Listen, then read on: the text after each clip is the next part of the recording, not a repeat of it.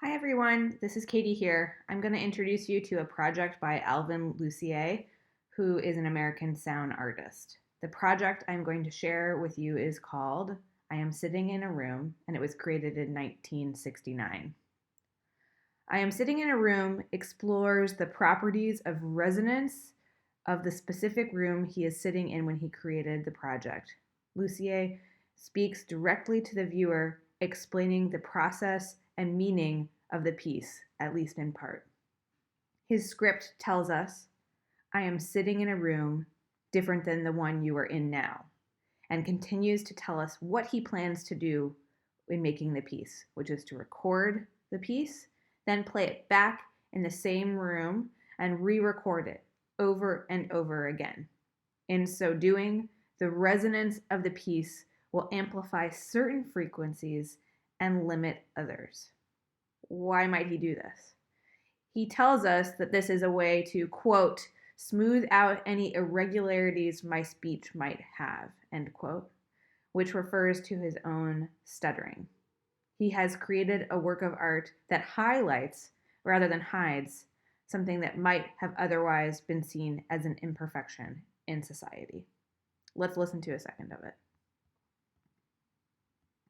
I am sitting in a room different from the one you are in now. I am recording the sound of my speaking voice, and I am going to play it back into the room again and again until the resonant frequencies of the room reinforce themselves so that any semblance of my speech, with perhaps the exception of rhythm,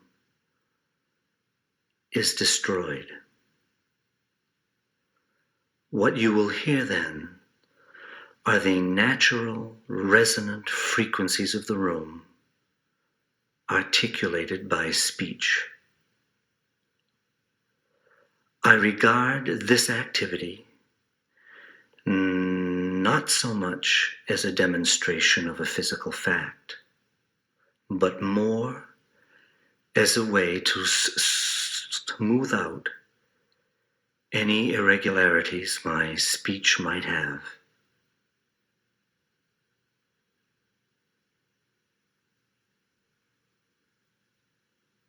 I am sitting in a room different from the one you are in now.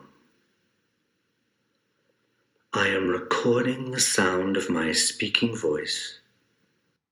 I hope you could hear some of the change that started even in that first iteration, but now I'll fast forward a bit so you can hear what happens as time progresses.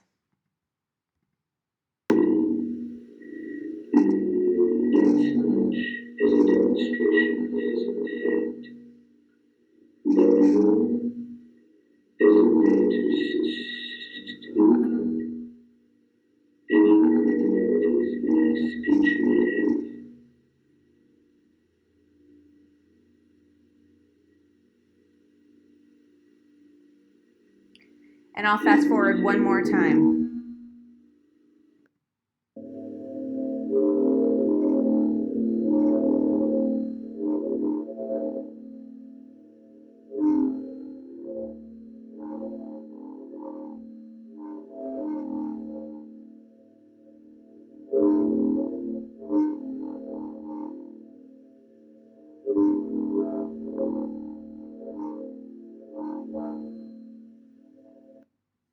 Lucier's voice moves from being speech to music to pure tone throughout the piece.